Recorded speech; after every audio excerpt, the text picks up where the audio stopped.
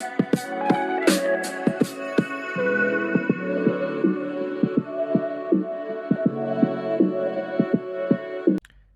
Dear students, आज हम करेंगे क्लास नाइन्थ चैप्टर 4 के इंटेक्स क्वेश्चन। ठीक है, स्ट्रक्चर ऑफ एटम है चैप्टर का नेम, उसके क्वेश्चन करेंगे। फर्स्ट पेज नंबर 47 क्वेश्चन से करते हैं। First question, what are canal rays. ठीक है, फर्स्ट क्वेश्चन क्या पूछा गया आपसे कि कैनाल रेज क्या होता है। ठीक है, कैनाल रेज क्या होता है वो देखो, ये पूछा हुआ आपसे। कैनाल रेज क्या होता है? Canal rays are streams of positively charge particles are streams of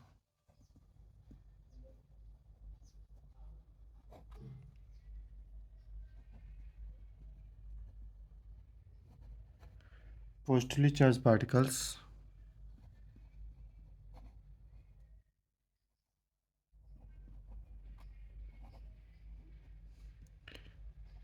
which moves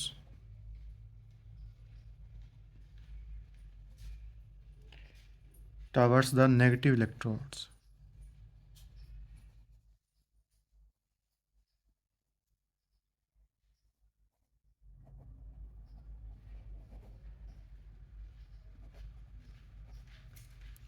in a gas discharge tube।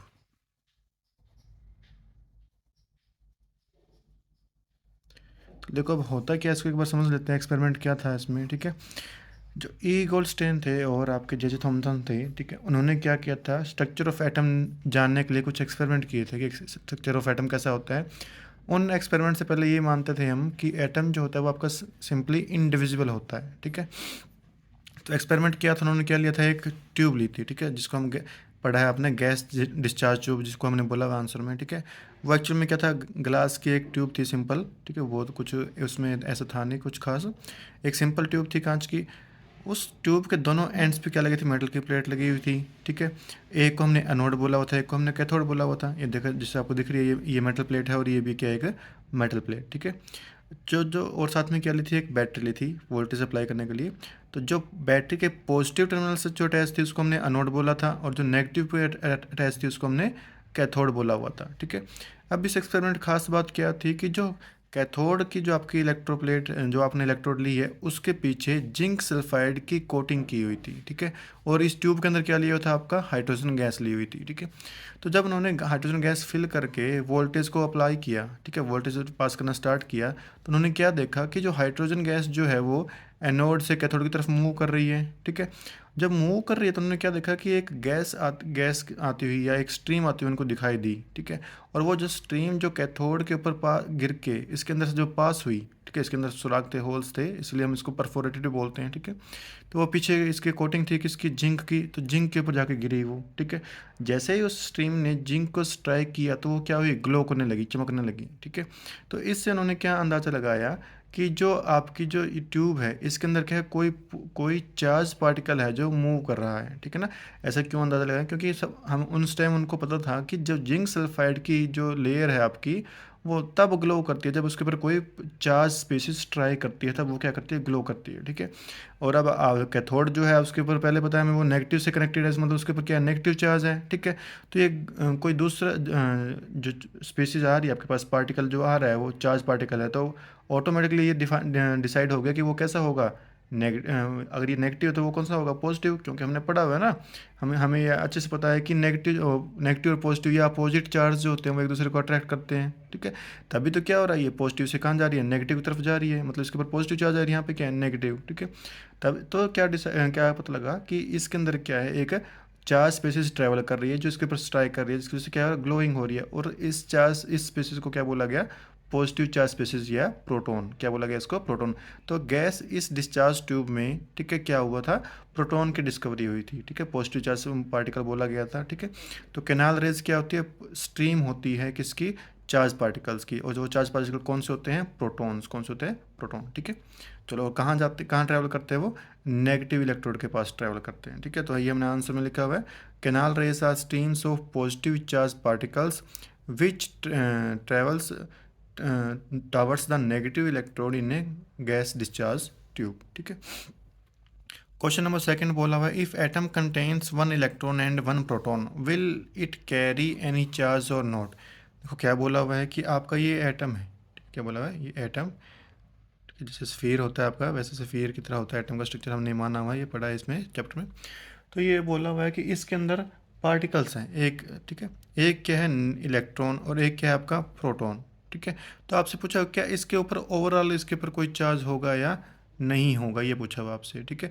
तो क्या होता है कि जो प्रोटॉन्स जो होते हैं वो क्या होते हैं, पॉजिटिवली चार्ज पार्टिकल्स होते हैं, और इलेक्ट्रॉन्स क्या होते हैं आपके, नेगेटिवली चार्ज पार्टिकल होते हैं, ठीक है। तो एक प्लस का चार्ज है, एक माइनस का चार्ज है, प्लस माइनस क्या हो गया, कैंसिल, ठीक है, एक प्लस एक नेगेटिव, एक प्लस का एक माइनस का, तो क्या हो गया, ओवरऑल क्या इफेक्ट क्या हो गया, खत्म हो गया ना। तो जो आपका एटम है उसके ऊपर कोई चार्ज नहीं होगा, वो कैसे होगा आपका, इलेक्ट्रिकली न्यूट्रल होगा, ठीक है। तो आंसर में आप क्या लिखोगे, द एटम विल बी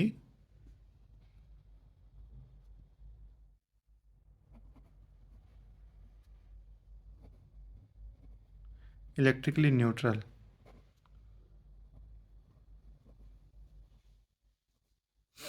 ठीक है भाई, इतना लिख सकते हो आप, इतना आंसर भी सफिशिएंट है। आपसे यही पूछा हुआ है कि इसके ऊपर पॉजिटिव चार्ज होगा या कोई चार्ज होगा या नहीं होगा, ठीक है। तो आप क्या लिखोगे, the atom will be electrically neutral और it does not carry any charge, or it does not carry any charge।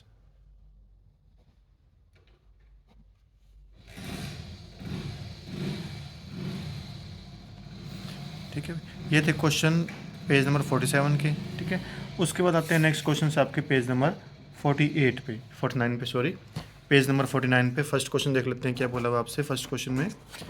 On the basis of Thomson model of atom explain how the atom is neutral as a whole. ठीक है, क्या बोला हुआ है कि Thompson model जो था उसके बेस पे आप ये बताइए कि एटम जो था ओवरऑल न्यूट्रल कैसे है। पेज नंबर 49 का क्वेश्चन है ये, पेज नंबर 49 का फर्स्ट क्वेश्चन, ठीक है, कि एटम ओवरऑल न्यूट्रल कैसे है, ठीक है। तो इसके लिए आपको थॉमसन मॉडल का पता होना चाहिए। भाई थॉमसन मॉडल में क्या बोला गया था, थॉमसन ने क्या बोला था कि जो एटम का स्ट्रक्चर होता है वो ओवरऑल कैसा होता है, लाइक ए क्रिसमस पडिंग, ठीक है, या वाटरमेलन की तरह होता है, क्या होता है, वाटरमेलन, इसके जैसा होता है, ये बोला था। और क्या बोला था कि जो वाटरमेलन का जो रेड पार्ट जो होता है, एडिबल पार्ट जो होता है, वो क्या होता है आपका पॉजिटिव चार्ज, वो क्या होता है आपका पॉजिटिव चार्ज। उसमें जो काले काले बीज कहीं कहीं फैले होते हैं, फंसे होते हैं, उनको हम, उसने क्या बोला था, नेगेटिव चार्ज, मतलब इलेक्ट्रॉन बोला था, ठीक है। और क्या बोला था कि जो मैग्नीट्यूड होता है प्लस चार्ज का, ठीक है, और माइनस चार्ज का, वो क्या होता है, इक्वल होता है। वो कैसा होता है, इक्वल, मतलब पॉजिटिव चार्ज और नेगेटिव चार्ज दोनों क्या होते हैं आपके, इक्वल अमाउंट में प्रेजेंट होते हैं। Number of proton plus number of electron, number of proton is equal to number of electron. तो ओवरऑल क्या हो गया, वो न्यूट्रल हो गया। यही आपको एक्सप्लेन करना है कि कैसे उसने ओवरऑल न्यूट्रल बोला था, ठीक है। तो इसमें आप क्या लिखोगे, आंसर में आप लिखोगे Thomson suppose that Thompson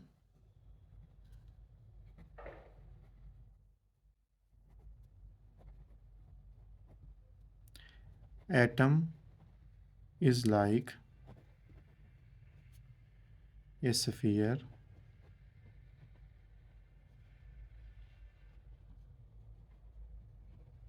in which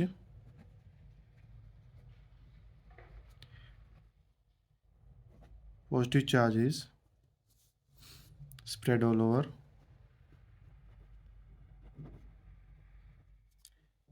and negative charge embedded in it।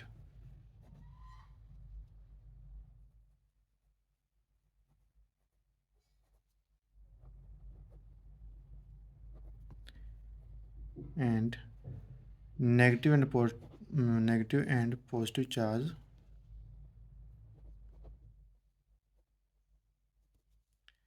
the charges are equal in number।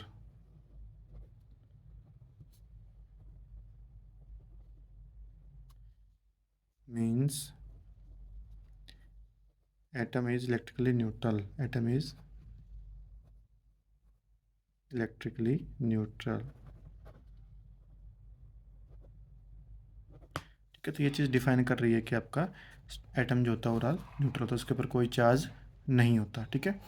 Next question क्या पूछा गया आपसे, on the basis of Rutherford model of an atom which subatomic particle is present on the nucleus of an atom. ठीक है, क्या बोला गया है कि रदरफोर्ड एटम का जो मॉडल था, रदरफोर्ड मॉडल ऑफ एटम था, उसमें आप उसके बेस पे कैसे बता सकते हो कि, या उसके बेस पे आप ये क्वेश्चन का आंसर करो कि उसके अंदर सब एटॉमिक पार्टिकल जो था न्यूक्लियस में वो कौन सा था।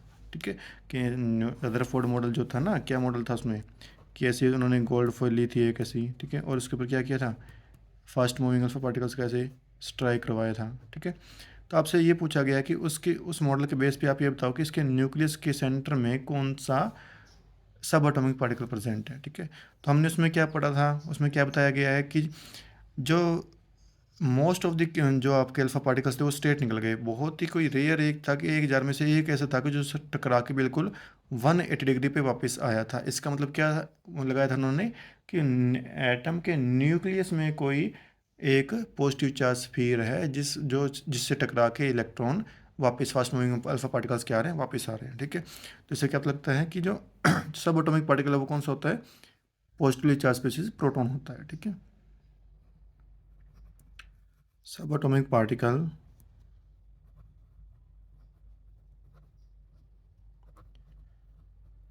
present in the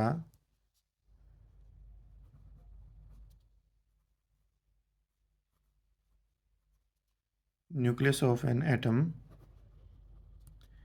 is proton। ठीक है भाई, कौन सा था वो, प्रोटॉन था। ठीक है, थर्ड क्वेश्चन क्या पूछा आपसे, draw the sketch of Bohr's model of atom with 3 shells. ठीक है, बोहर मॉडल जो था आपका उसको आपको ड्रॉ करके दिखाना है और उसमें 3 सेल्स दिखानी है। ठीक है, बोहर मॉडल ऑफ एटम तो बहुत सिंपल था। क्या बोला होता उसने कि सेंटर में क्या होता है आपका, एक न्यूक्लियस होता है। ठीक है, और न्यूक्लियस के बाहर क्या होते हैं आपके सेल्स होते हैं, और उन सेल्स में क्या होता है, इलेक्ट्रॉन मूव करते हैं। ठीक है, तो क्या मॉडल क्या आएगा, बिल्कुल सिंपल था। ठीक है, सेंटर में क्या आपका ये न्यूक्लियस। ठीक है, उसके बाद 3 shells, first shell, second shell और थर्ड सेल। ठीक है, 3 सेल्स के बारे में पूछा हुआ आपसे, तो फर्स्ट सेकंड थर्ड देख लेते हैं। सेंटर में आपका क्या था, ये nucleus, this one is nucleus. Next this is के शेल,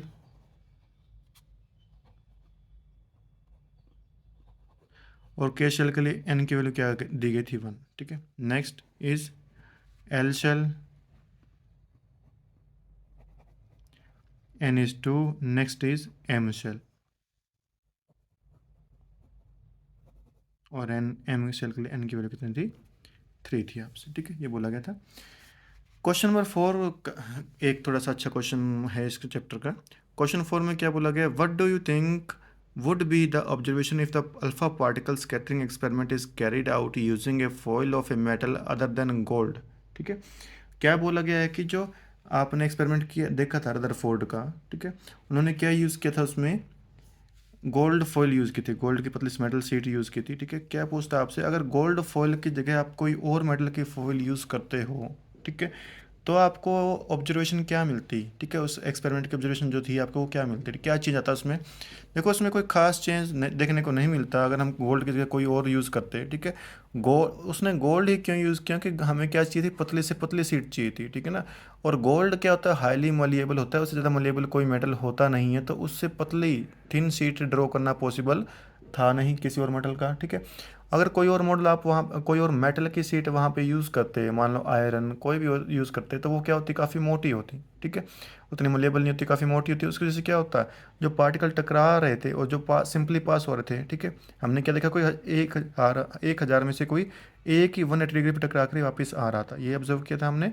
ठीक है, लेकिन अगर वो यूज़ करते तो वो क्या होते, वो मोटी होती है काफ़ी बाकी मेटल्स की सीट, तो वो आर पार नहीं हो पाते, उसके उसके अंदर से पास नहीं कर पाते। ठीक है, तो मोस्टली सारे क्या होते, टकरा के वापस आ जाते हैं। ठीक है, एक चांस ये होता है कि हमें जो इस मॉडल से हमें पता लगा था, थॉमसन मॉडल, रदरफोर्ड मॉडल से हमें पता लगा था कि उसका सेंटर में क्या था, पॉजिटिव चार्ज होता है, न्यूक्लियस होता है। ठीक है, हमें वो इन्फॉर्मेशन उससे मेल नहीं पाती, ये होता है हमारे साथ। ठीक है, तो आप क्या लिखोगे, no metal is as no more metals, no metal is malleable than gold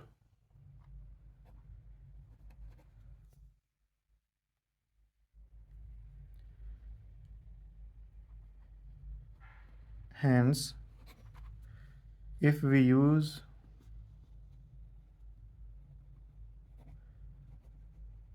any other metal,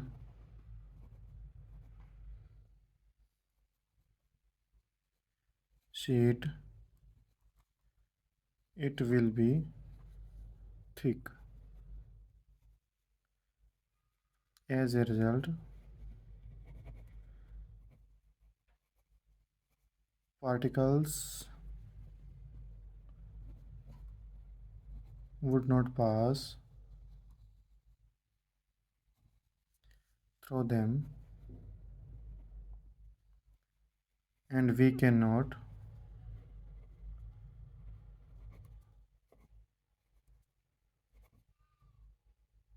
information about protons and structure of atom.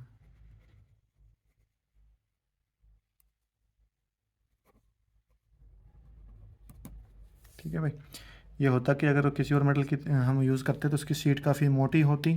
ठीक है, इसकी वजह से जो आपके अल्फ़ा पार्टिकल्स पास हो गए थे, जिससे हमें स्ट्रक्चर के बारे में पता लगा, वो सिंपली पास नहीं हो पाती और हमें एटम के स्ट्रक्चर के बारे में कंप्लीट इन्फॉर्मेशन नहीं मिल पाती। हम न्यूक्लियस के अंदर कौन सा पार्टिकल है उसको हम डिस्कवर नहीं कर पाते। ठीक है बेटा, चलो बाकी क्वेश्चन नेक्स्ट वीडियो में करेंगे। Thank you.